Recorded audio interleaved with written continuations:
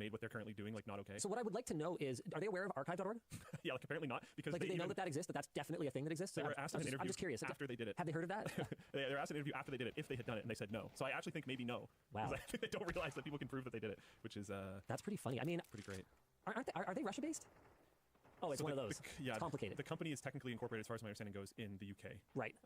But where are their devs based? It's a Russian. Okay. Well, I mean, in fairness to them, then in Russia, you can just disappear things, and they stay disappeared. Yeah, unfortunately, it's the interwebs. So that didn't work out so great. There's been multiple updates, and I don't know if all of them are super findable anymore, but essentially, we've progressively gotten to where we are now. And where are we now? Is this a new update that I haven't even seen? Have they done a complete 180 and agreed to give everyone who bought the $150 edition the $250 unheard edition? Are they actually doing what they said they would do in the first place? So, sort of, except in the meantime, they kind of made it worse.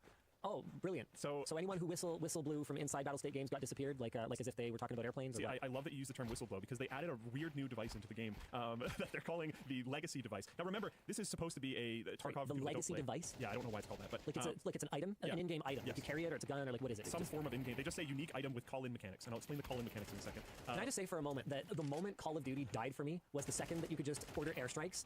Oh yeah. And take out your, what was that, COD 4 or Modern Warfare? The original Modern Warfare. Original Modern Warfare. I played it for like 2 weeks, and I was like, this is f***ing stupid. I'm sorry, you don't even have to point your gun at the other guy yet. I mean, as gamers, we've reached the point where we even like being slack-jawed Old Warcraft meme? in our desk like this, moving the mouse to click the head of the other guy is too much work. That's unheard edition Tarkov players. All right, fine. Okay, so you got this item. Okay, so but yeah, before we get to that, just in case people don't know about Tarkov so much, it's an extremely hardcore game. Yeah. It's supposed to have a touch of realism. It's still a video game, so it's supposed to be fun, but there's supposed to be a touch of realism. Yeah, but like you reload. You can't just like shoot two rounds and then like throw in a new magazine and like magically the rounds teleported from the new one to the old one. You like took out a magazine that now has 28 rounds in it and you put in one with 30. And that one still has 28 in it. Like even if you have loose rounds in your pockets. Yeah. It's a very, very hardcore game. And if you die in that game, you lose nearly everything on you. There's a couple small slots that you can retain, but almost everything that was on you is now permanently gone. Except, as we talked about last week, the Unheard edition, this new $250 edition, you can call in like teammate reinforcements with one of their abilities. So like you can be in a raid. Say I was playing, and then you jump in Discord. I could be like, oh hey, and then I could call you into the raid that I'm currently playing. The biggest problem with that, by an enormous amount, is that cheaters, they'll often sell their services because there's been a decent amount of stuff that's been put in place to stop. So you can have cheater Sherpas. Yeah. So the cheaters can clear the whole lobby. And then you just go pick up the pieces. And you just, And that's definitely how it's going to be used.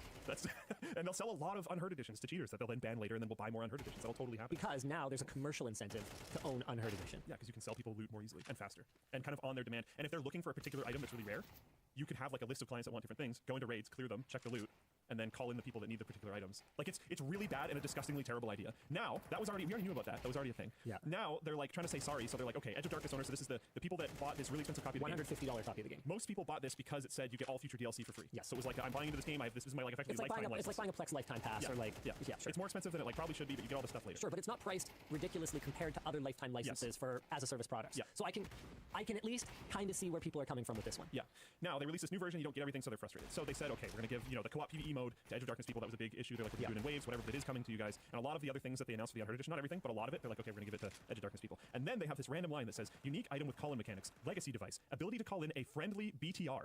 Once called, the item will go on cooldown. A BTR is, if you don't immediately know what that is. Yeah, I'm sorry, I don't know what BTR is. It's one of these. Are you kidding me? So basically they're turning Tarkov into, like what? I can't, into like COD. Like how does that make it? He said, you want to be, imagine you're in a fight with someone. Yeah. And you're like, they have some pretty hard cover, you have some pretty hard cover, but you're trying to go at each other, and then you just hear this like legacy device pop off, and you're like, well, I guess a armored vehicle is going to come and wipe me out in this game. Which, and like other people have pointed out, not only is this a ridiculously egregious pay-to-win mechanic, like obviously, because the lower, more basic tiers of the game don't get this, but it also makes no sense for the lore of the game at all. Yeah. Because you're supposed to be like completely cut off from command and all this other kind of stuff, and now you're calling in like an armored vehicle. and for whatever reason, it gets loaded onto like a SpaceX rocket and arrives immediately. Yeah. The whole thing is like, what a clown show. I don't know. It doesn't seem like it would have been that hard to fix this.